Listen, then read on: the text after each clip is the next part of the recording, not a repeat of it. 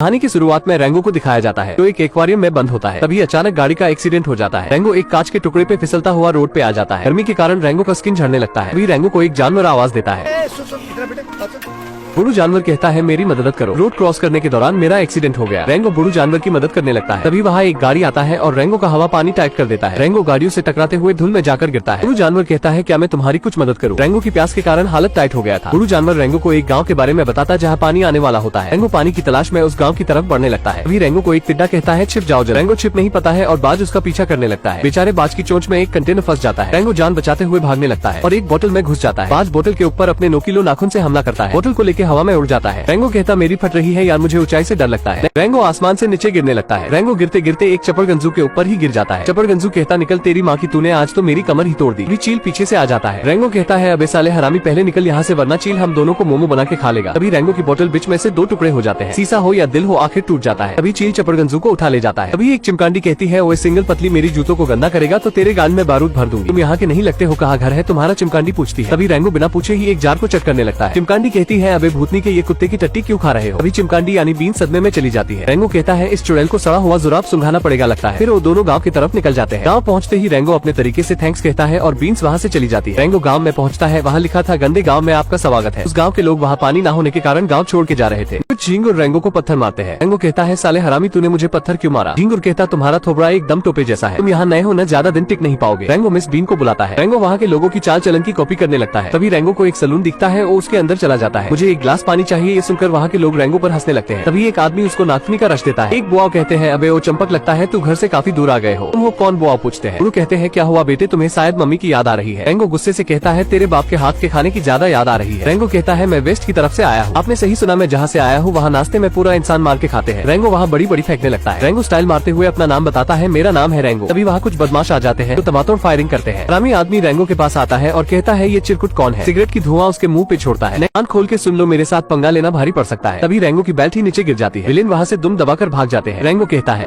कितने तभी चील को देख रैंगो की हवा टाइट हो जाती है और रैंगो वहाँ से दुम दबा के भाग जाता है। इसके बाद चील अपने तेज नाखूनों से बाथरूम को ही काट देता है। तभी रैंगो वहाँ से दुम दबा के भागने लगता है और चील उसका पीछा करने लगता है। तभी रैंगो को चील पकड़ रैंगो जैसे ही गोली चलाता है अनजाने में पानी टंकी चील के ऊपर ही गिर जाता है। ये देखकर गाँव वाले कहते हैं इसने चील को ही मार डाला। उसके बाद गाँव वाले रैंगो की जय जयकार करने लगते हैं। तब गाँव वाले रैंगो को मैयर से मिलने के लिए भेज देते हैं। मैयर रैंगो को पानी पीने के लिए ऑफर करता है। फिर मैयर कहता है गाँव वालों की उम्मीद तुम पर ही टिका हुआ है, रैंगो उनको उदास मत करना कभी। फिर मैयर अगले दिन एक मीटिंग में सारे गाँव वालों को बुलाता है। मैयर कहता है मेरे साथ बोलो कैटरीना कैफ जिंदाबाद। उसके बाद गाँव वाले कहते हैं जिंदाबाद जिंदाबाद। उसके बाद मैयर रैंगो को बुलाता है। रैंगो जैसे ही पानी अपनी बोतल में रोकने वाला होता है, पानी की जगह टट्टी ही गिर जाता है उसके थोबड़े पे। मैयर सारे लोगों को शांत करवाता है, अपने गुस्से पे कंट्रोल कीजिए, लगता है पानी के लिए किसी की बलि देनी पड़ेगी। अभी वहाँ बीन आती है। बीन कहती है बैंक में पानी नहीं है, कोई बताएगा क्या हो रहा है ये सब। उसके बाद सारे गाँव वाले बैंक पे हल्ला बोल देते हैं और पानी की डिमांड करने लगते हैं। तभी अचानक वहाँ रैंगो आता है। रैंगो कहता है चुप करो, भीख मांगो। और उसके बाद रैंगो वहाँ के लोगों को मूर्ख बना के पानी पीने लगता है। ध्यान से देखो, अब इस बैरल में 6 दिन का पानी बचा है। अभी वो पानी घटकर 5 दिन का हो जाता है। रैंगो कहता है हमारा पानी रहेगा सुरक्षित, अगर कोई रैंगो से लेगा पंगा मैं उसको कर दूंगा नंगा। तभी रैंगो 2 झींगुरों के ऊपर बंदूक तान देता है। वो झींगुर पानी चोरी करने के लिए अंडरग्राउंड खुदाई कर रहे थे। रैंगो उनको खुदाई करने के लिए कुछ सामान देता है। सुबह होते ही एक डेढ़ पतली चलाते हुए कहता है गाँव वालों सुनो, बैंक में चोरी हो गई। उसके बाद रैंगो बैंक में पहुंचता है, वहाँ गाँव वाले भी होते हैं। फिर रैंगो कहता है हम जानते हैं कि हमें क्या करना चाहिए। रैंगो गाँव वाली से पूछता है यहाँ बंदूक चलना किसको किसको आता है। फिर रैंगो उनको एक दूसरे स्थान पे लेके जाता है। रैंगो कौवा के ऊपर बैच लगाकर पूछता है कुछ जानकारी है कि चोर कहाँ गए होंगे। कौवा अपने हाथ से इशारा करता है। उसके बाद ये सारे भूतनी के मसाल जलाकर एक टनल में कूदने लगते हैं। रैंगो कहता है तू कहाँ जा रही हो? डेढ़ पतली गाँव में कोई तो होना चाहिए ना। डेढ़ पतली कहता है इसी बंदूक से तेरा भेजा उड़ा दूंगा भूतनी के। रैंगो सबको पाइप को फॉलो करने के लिए कहता है। जैसे ही वो सुरंग से बाहर निकलते हैं, इधर बैंक मैनेजर 60 वाला पावा पी के बेहोश मिलता है। उसके बाद रैंगो जमीन का इन्वेस्टिगेशन करता है। फिर रैंगो गाँव वालों को लेकर आगे बढ़ने लगता है। रात होने पे बीन्स रैंगो से पूछती है क्या तुम्हारी कोई गर्लफ्रेंड है? रैंगो कहता है थी मगर अब नहीं। बीन्स फिर से सदमे में चली जाती है और उसी का फायदा उठाकर ठरकी रैंगो उसको किस कर लेता है। अगले दिन रैंगो दूरबीन से देखता है कि कोई उन लोग का पानी लेकर जा रहा होता है। उसके बाद ये सारे भूतनी अपना अपना बंदूक कट्टा लोड करके तैयार हो जाते हैं हमला करने के लिए। अभी रैंगो की टीम वहाँ नचनिया बनकर आ जाते हैं और वहाँ अपना नाटक का प्रदर्शन करने लगते हैं। इसके बाद रैंगो के सारे साथी चोरों के ऊपर अपना अपना बंदूक तान देते हैं। रैंगो कहता है हमने तुम्हें घर लिया है, चारों तरफ से जल्दी से अपने हाथ ऊपर करो। अभी चोर की पूरी फैमिली ही जमीन से बाहर निकलकर रैंगो की टीम को ही घेर लेते हैं। ये सब देख रैंगो की ही फट के 4 हो जाता है। अभी रैंगो का एक साथी ऊपर से चिल्लाता है सिस्टम पार देंगे। लेकिन जैसे ही वो बंदूक चलाता है, इधर अफरा तफरी मच जाता है। इसी भीड़ का फायदा उठाकर रैंगो की गैंग पानी की गाड़ी लेकर वहाँ से भागने लगते हैं। अभी चोरों का सरदार कहता है जरा मेरा गाना तो गाओ। फिर सभी लोग लेकिन जैसे ही रेंगो वहाँ से भागता है तभी चोरों की मंडली चिलो के ऊपर से बैठकर उन पे गोलियों से हमला करने लगते हैं। तभी एक चोरों का साथी रेंगो को रस्सी के फंदे से ऊपर खींच लेता है। ये सब देख रेंगो के साथी बम का धमाका करने लगते हैं। इधर भूतनी का रेंगो हवा में ही कथक कली कर रहा होता है। तभी रेंगो एक पर्वत से फंसकर अपने साथियों के पास जा गिरता है। तभी अचानक उनका गाड़ी का एक्सीडेंट हो जाता है और पानी का टैंकर गाड़ी से नीचे गिर जाता है। लेकिन जब सारे लोग उस पानी के टैंकर को चेक करते हैं तो पता चलता है कि उसमें पानी ही नहीं है। तो हम बिना मतलब के आपस में झगड़ा कर रहे थे। रेंगो और उसके साथी चोरों को पकड़कर वापस अपने गाँव में आते हैं। रेंगो मेयर से मिलने जाता है। वहाँ जाने के बाद पता चलता है कि पानी की चोरी कोई और नहीं बल्कि मेयर ही कर रहा है। फिर मेयर कहता है तुम हमारी टीम में शामिल हो जाओ, हम तुम्हें मालामाल कर देंगे। लेकिन रेंगो मेयर का प्रस्ताव ठुकराकर वहाँ से चला जाता है। लेकिन मेयर को अब डर लगने लगता है, जिसके कारण मेयर रेंगो को मारने के लिए अनोकोंडा को सुपारी दे देता है। उसके बाद गाँव वाले आक्रोश में मसाल लेकर रेंगो के घर के बाहर आ जाते हैं। ये देख रेंगो उनको शांत कराने की कोशिश करने लगता है। फिर गाँव वाले कहते हैं आपने तो कहा था आप पानी वापस लेकर आएंगे, बिना पानी यहाँ सब कुछ खत्म हो गया है। तभी वहाँ अनोकोंडा आकर शरीफ के बोर्ड पे फायरिंग करने लगता है। फिर अनोकोंडा रेंगो को डराने लगता है और वहाँ गाँव का मेयर भी आ जाता है। फिर अनोकोंडा रेंगो को बंदूक देता है, हिम्मत है तो गोली चलाओ मेरे ऊपर। फिर अनोकोंडा कहता है तुमने यहाँ सबको मामू बनाया है अपनी चिकनी चुपड़ी बातों से। फिर रेंगो वहाँ से चुपचाप जाने लगता है। रेंगो जैसे ही हाईवे के किनारे पहुँचता है, रेगिस्तान में चलते चलते रोड को क्रॉस कर लेता है। पर शुरुआत में ये भूतनी का गाड़ियों पर उड़ गया था, पर अब क्यों नहीं,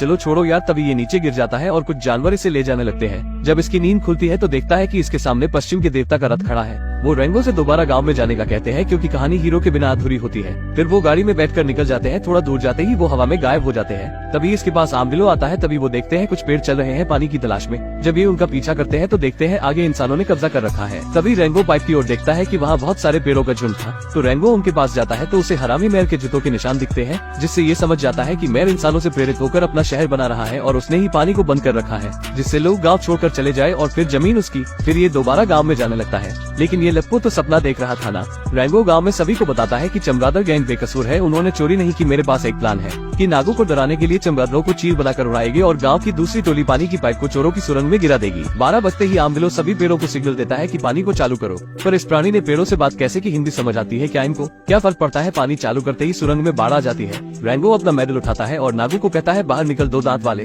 पर नागू इधर बीन को मारने ही वाला था क्योंकि वो अपनी जमीन मेयर को नहीं बेच रही थी। रेंगो की बात सुनते ही नागू बाहर आ जाता है। दोपहर के 12 बज चुके थे। तो रेंगो का मित्र भी उसकी मदद करने की कोशिश करता है, पर नागू उसे गोली मार देता है। पर नागू खुद सुरंग के खड्डे पर आ जाता है और 12:01 हो चुकी थी। चूहों ने पाइप तोड़ दी और आमदिलो ने सिग्नल दे दिया और पानी सुरंग से होते हुए सांप को हवा में उछाल देता है। पर इसके साथ और भी सुरंग के रास्तों से पानी आने लगता है। तभी चमगादड़ टोली भी चील बनकर आ जाती है, जिससे नागू डर जाता है। लेकिन थोड़ी ही देर में उसे पता चल जाता है कि ये चमगादड़ है और इन पर हमला करने लगता है और सारी गोलियां फूंक देता है। तो रेंगो उस पर बंदूक तान देता है जिसमें एक गोली थी, जिससे नागू डर जाता है। तभी मेयर उसे कहता है चिरकुट बंदूक मुझे दे दे वरना तेरी माशूका को हैंग कर दूंगा।